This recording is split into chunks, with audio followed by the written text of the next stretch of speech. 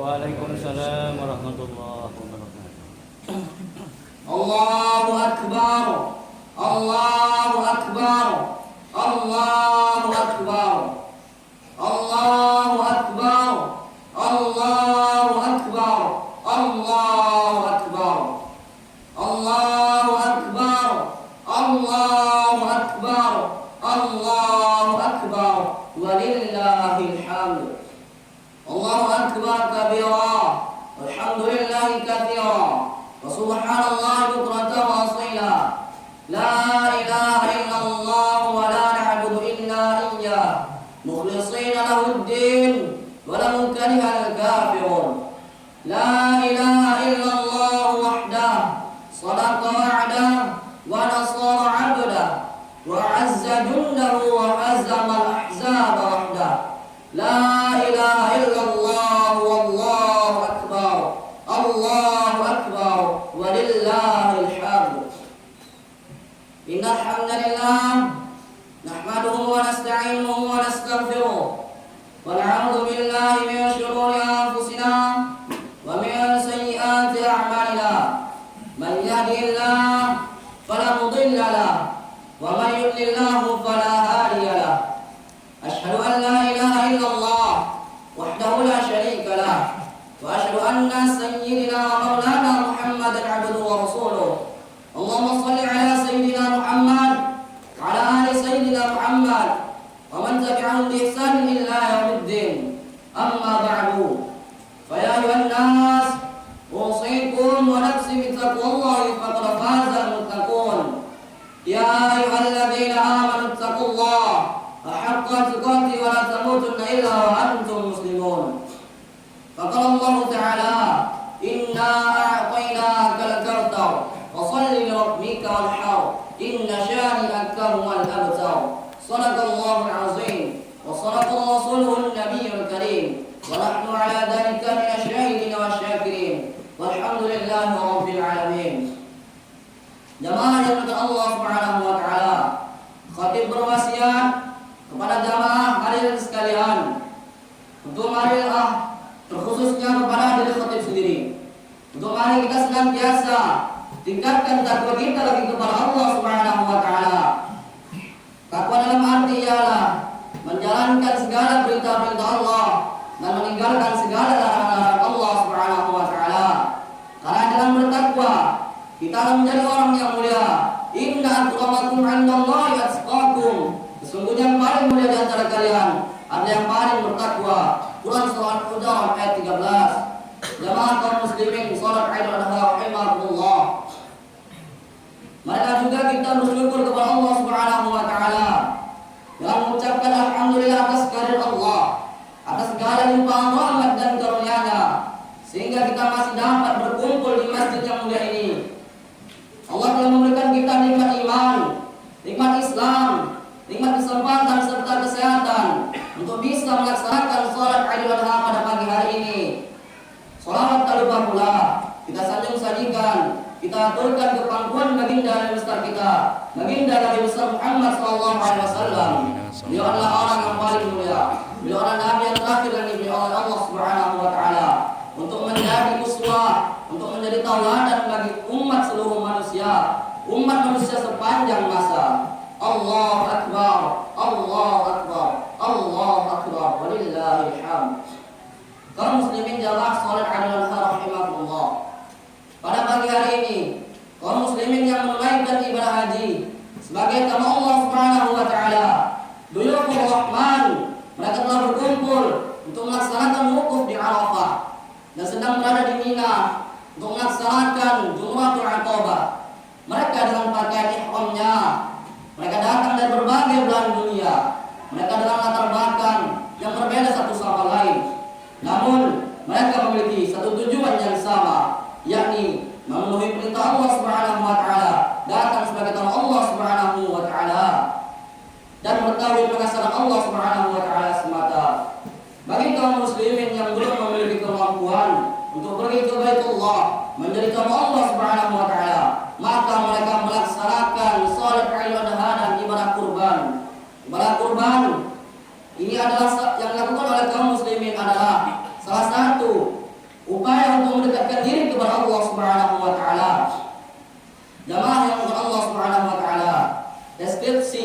Kehidupan kaum muslimin ini menggambarkan bahwa interaksi kuat antara orang-orang yang menunaikan ibadah haji dengan saudara-saudara yang tidak pergi ke Baitullah. Oleh karena itu, kita melaksanakan sholat Idul Adha dan ibadah kurban pada hakikatnya sebagai bentuk kesadaran diri untuk memenuhi perintah Allah Subhanahu wa taala dan Rasulullah sallallahu alaihi wasallam. Kaum muslimin jamaah yang dirahmati Allah Subhanahu wa taala. Ibadah kurban yang merupakan salah satu ibadah penting dalam ajaran Islam. Ibadah kurban memiliki fondasi yang kuat dalam sejarah dan sejarah yang panjang dalam rasul-rasul terdahulu, dalam tradisi rasul-rasul terdahulu. Ajaran kurban dan praktiknya telah ditunjukkan oleh Nabi dan Rasul terdahulu hingga Nabi Muhammad SAW. Nabi Ibrahim alaihissalam dikenal sebagai peletak batu pertama ibadah ini. Peristiwa yang dilakukan oleh Nabi Ibrahim alaihissalam terhadap putranya Nabi Ismail alaihissalam merupakan bagi dasar adanya ibadah kurban ini. Nabi Ibrahim alaihissalam dengan penuh iman, ketakwaan, keikhlasan rela untuk menyembelih anak kesayangannya Ismail alaihissalam hanya semata-mata untuk memenuhi perintah Allah Subhanahu wa taala. Peristiwa ini bahkan dilukiskan di dalam Al-Qur'an surah As-Saffat ayat 102. A'udzu billahi minasyaitonir rajim. Falamma balagha ma'ahu as-sa'ya qala ya bunayya inni ara fil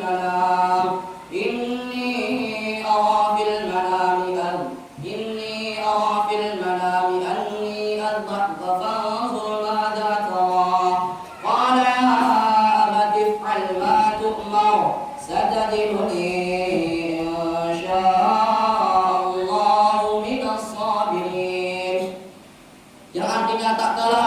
sampai pada umurnya dan sanggup berusaha bersama-sama Nabi Ibrahim. Maka Ibrahim berkata, wahai anakku, ayah melihat di dalam mimpi ayah bahwasanya ayah diperintahkan untuk menyembelihmu.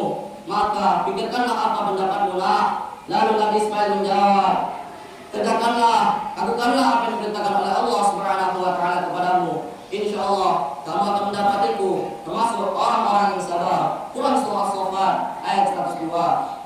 Dari ayat Al-Quran yang saya sebutkan tadi, itu adalah ujian ketakwaan Nabi Ibrahim AS terhadap Allah Subhanahu wa taala di kemudian hari. Pengorbanan ini menjadi anjuran bagi umat Islam untuk melaksanakan ibadah kurban pada tanggal 10 Dzulhijjah dan pada hari tasyrik, yaitu tanggal 11, 12 dan 13 Dzulhijjah.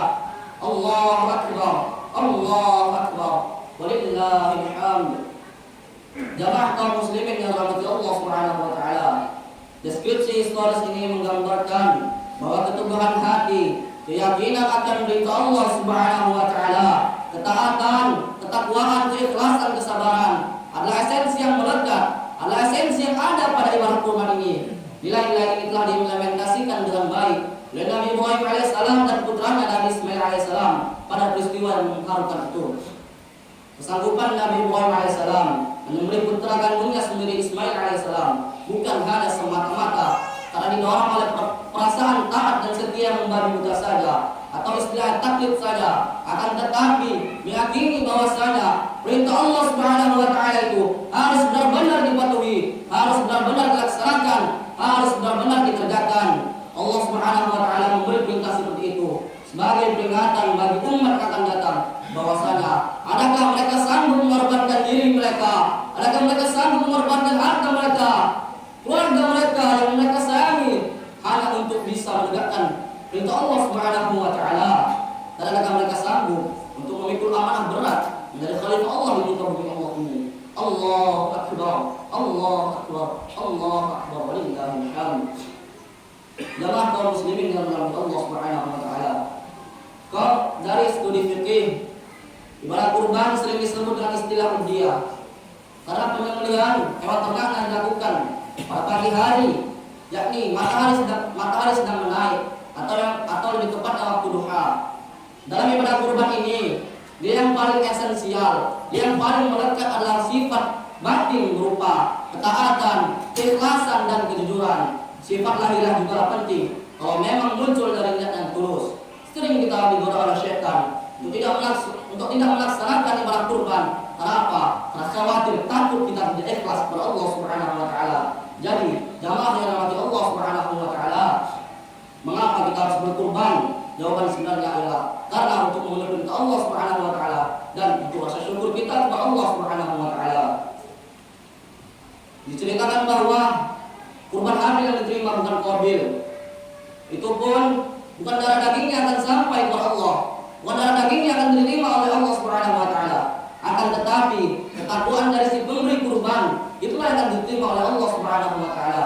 Hal ini tercantum di dalam Al-Qur'an di surah Al-Hajj ayat 37. La yanalullahu luhumha wa la dima'uha walakin yanaluhu taqwa minkum. Bukanlah daging-dagingnya, bukanlah darah-darahnya yang akan sampai mencapai ridha Allah Subhanahu wa taala, akan tetapi ketakwaan dari kalianlah yang akan mencapainya. Quran surah Al-Hajj ayat 37. Saudara-saudaraku, dalam berkurban bukan darah daging yang akan sampai kepada Allah, tetapi ketakwaan kita yang akan sampai kepada Allah. Allah ingin tahu sampai di mana ketakwaan kita kepada Allah, sampai di mana batas ketakwaan kita kepada Allah Subhanahu wa taala. Ingatlah saudara-saudaraku, kalau kita berkurban, kita juga termasuk dalam golongan orang-orang yang pandai bersyukur. Kalau Allah berfirman dalam Al-Quran, Inna a'tainakal kautsar, sesungguhnya Allah telah memberimu nikmat yang banyak. Fasholli li rabbika, maka dirikanlah salat karena Tuhanmu, wanhar, dan berkurbanlah untuk mendekatkan diri kepada Allah. Quran surah Al-Kautsar ayat 1 dan 2. Saudaraku yang berkata Allah Subhanahu wa taala, banyak Allah telah memberikan nikmat kepada kita. Apabila kita hitung nikmat Allah yang telah diberikan kepada kita, maka kita tidak akan sanggup untuk menghitungnya. Wa in ta'uddu ni'matallahi la tuhsuha. Bila kita hitung nikmat Allah yang telah diberikan kepada kita, maka kita tidak akan sanggup untuk menghitungnya. Ibaratkan apabila ranting-ranting pohon di bulan dunia ini menjadi pedanya dan daun-daun yang ada di bulan dunia ini menjadi kertasnya dan seluruh air yang ada di bulan dunia ini menjadi tintanya, maka itu pun tidak akan sanggup untuk menghitung nikmat Allah Subhanahu wa taala yang sangat dahsyat, yang sangat banyak ini. Apalagi sudah jelas dalam Al-Qur'an surah Ar-Rahman Allah telah mengulang-ulangi ayat ini. Fabi ayyi ala'i rabbikuma tukadziban. Allah mengulang-ulanginya selama beberapa kali, yang artinya maka di Tuhanmu yang mana lagi yang kau dustakan. Oleh karena itu saudara-saudaraku, apabila kita menghitung nikmat Allah Subhanahu wa taala yang telah diberikan kepada kita, maka kita tidak akan sanggup menghitungnya. Mata bisa melihat, mulut bisa berbicara, hidung bisa menghirup udara, telinga bisa mendengar, dan banyak lagi indera-indera yang ada dalam diri kita. Maka oleh karena itu kita tidak akan sanggup untuk menghitung nikmat Allah yang begitu banyak pada hari ini. Oleh karena itu saudara-saudaraku, marilah untuk memenuhi perintah Allah Subhanahu wa taala dan untuk bersyukur kepada Allah yang mana Allah telah memberikan nikmat kepada kita, maka marilah kita melaksanakan ibadah kurban, memotong hewan pada bulan Dzulhijjah ini. Allahu akbar, Allahu akbar, Allahu akbar. Walillahil hamd. Jemaah Allah Subhanahu wa taala, dari isi khutbah yang sudah saya sampaikan tadi, ada beberapa hikmah yang dapat kita ambil dari isi khutbah tadi. Yang pertama, hikmah tentang haji. Hari ini mereka semuanya yang melaksanakan ibadah haji, mereka semua menggunakan kain berwarna putih.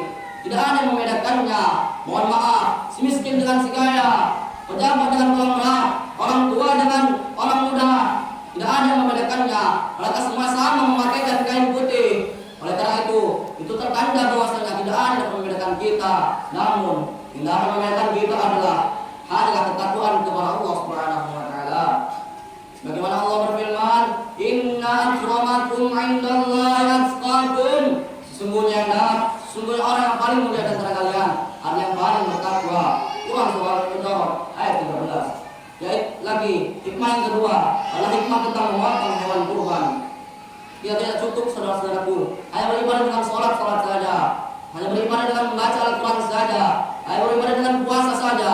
Akan tetapi kita juga perlu berkorban harta kita sebagai rasa manusia untuk berbagi kepada Allah Subhanahu wa taala, berbagi kepada manusia, maka Allah Subhanahu wa taala dalam membagikan daging-daging kurban kita itu dengan cara, artinya marilah kita berkasih sayang dengan cara membagikan kurban kita itu dengan cara berkurban atas rezeki kita yang telah diberikan oleh Allah Subhanahu wa taala. Lalu hikmah yang ketiga adalah kisah tentang Nabi Ibrahim alaihissalam dan putranya Nabi Ismail alaihissalam. Di sini telah tampak memang keteladanan Nabi Ibrahim alaihissalam dan keluarganya memang memiliki akhlak yang baik.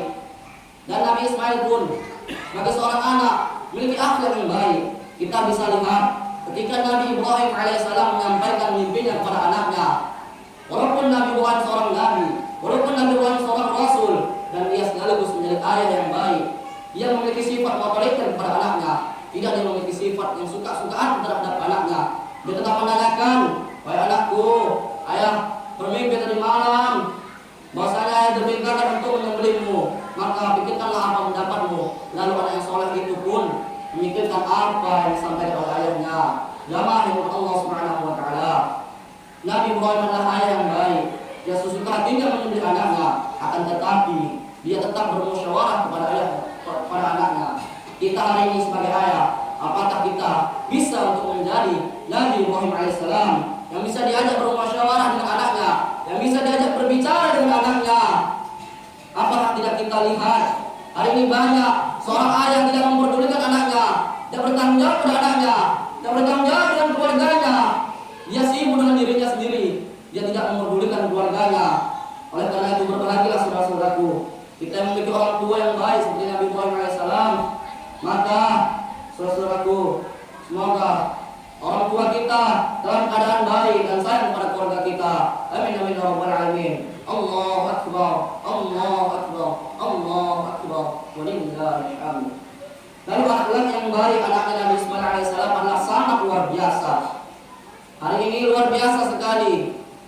Seorang anak bahkan nyawanya pun, jangankan nyawanya dipinta, tenaganya pun apabila dipinta untuk membantu orang tuanya, maka ia pun menolaknya dan menyakiti hati orang tuanya. Wahai saudara-saudaraku, sadarlah kita itu sebagai anak jangan bisa menguras jasa orang tua kita, karena la yajzi bihi waladun waladan illa yajidun mamlukan fashtariyahu fay'atiqahu. Seorang anak tidak bisa membalas jasa orang tua kita, jasa budi orang tuanya, kecuali orang tuanya dalam keadaan budak dan lalu kita memerdekakannya. Hari ini kita sadar bahwasanya kita tidak akan bisa membalas jasa orang tua kita. Namun terkadang kenapa hari ini banyak sekali seorang anak tidak sayang kepada orang tuanya, tidak perhatian kepada orang tuanya. Terkadang orang tua sakit hanya gara-gara seorang anak, sakit hanya gara-gara memikirkan anak. Bahkan sudah jelas tadi akan bisa membalas jasa orang tua kita. Baik saudara-saudaraku, Nabi Ismail alaihissalam nyawanya pun siap dipertaruhkan, siap dikasih untuk ayahnya, untuk memenuhi perintah Allah Subhanahu wa taala. Karena Nabi Ibrahim dekat dengan Allah, maka Nabi Ismail pun dekat dengan Allah. Oleh karena itu saudara-saudaraku, marilah kita sayang kepada orang tua kita, malah kita sebagai anak sayang dengan para orang tua kita yang masih hidup. Kita jaga mereka, kita rawat mereka yang sudah mohon maaf, yang sudah berpulang ke rahmat Allah. Marilah kita doakan selalu orang-orang tua kita. Jalan dengan Allah Subhanahu wa taala. Demikianlah khutbah yang dapat saya sampaikan. Semoga khutbah sederhana saya ini dapat menjadi hikmah, ada hikmahnya bagi kita semua dan kepada kita diterima oleh Allah Subhanahu wa taala. Amin amin ya rabbal alamin. Barakallahu lakum fil Qur'anil azim wa nafa'ani bima fihi min ayati wa dzikril hakim. Fataqabbal minni tilawatuhu innahu huwas samiul alim. Fastaghfiruh innahu huwal ghafurur rahim. Allahu akbar. Allahu akbar. Allahu akbar. Allahu akbar. Allahu akbar. Allahu akbar. Walillahil hamd. Allahu akbar kabira. Walhamdulillahi katsira. Wa subhanallahi bukratan wa asila. La ilaha illallah wahdahu la syarika lah. Lahul mulku wa lahul hamdu liman yumiitu wa huwa ala kulli syai'in qadir. Allahu akbar. Walillahil hamd. Alhamdulillahilladzi ihsanihi wa syukru ala tawfiqihi wa imtinanihi. وأشهد أن لا إله إلا الله وحده لا شريك له وأشهد أن سيدنا محمدا عبده ورسوله الداعي إلى صراط المستقيم. اللهم صل على سيدنا محمد وعلى آل سيدنا محمد كما صليت على إبراهيم وعلى آل إبراهيم. اللهم صل على سيدنا محمد وعلى آل سيدنا محمد وأصحابه ومن تبعهم بسنة إلى يوم الدين. أما بعد ويا الناس اتقوا الله فيما أمر وانتهوا عما لا يعلمون أن الله أمركم بأمر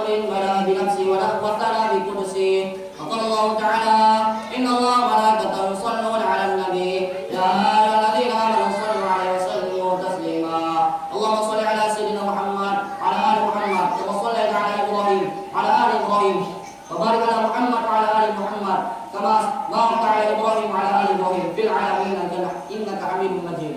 اللهم اغفر للمسلمين والمسلمات والمؤمنين والمؤمنات الأحياء منهم والأموات إنك على كل شيء قدير مجيب الدعوات ويا قاضي الحاجة يا أرحم الراحمين.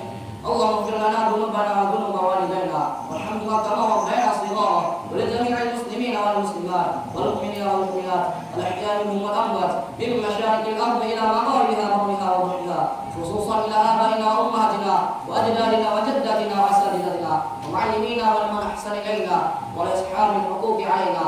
اللهم إنا نعوذ بك من علم لا ينفع ومن قلب لا يخشى ومن نفس لا تسمع ومن دعوة لا يستجاب لها. اللهم إنا نعوذ بك من عذاب القبر ونعوذ بك من عذاب جهنم ونعوذ بك من فتنة المحيا والممات ونعوذ بك من شر فتنة المسيح الدجال. اللهم إنا نسألك سلامة في الدين عافية في الجسد وزيادة في علمنا وبركة في رزقنا وتوبة قبل الموت ورحمة عند الموت. اللهم هون علينا في سكرة الموت والنجاة من النار والعفو عند الحساب. ربنا واجعلنا مسلمين لك ومن ذريتنا أمة مسلمة لك وأرنا مناسكنا وتب علينا إنك أنت التواب الرحيم. ربنا ظلمنا أنفسنا وإن لم تغفر لنا وترحمنا لنكونن من الخاسرين. ربنا آتنا في الدنيا حسنة وفي الآخرة حسنة وقنا عذاب النار. صلى الله وسلم عليه والحمد لله رب العالمين. عباد الله إن الله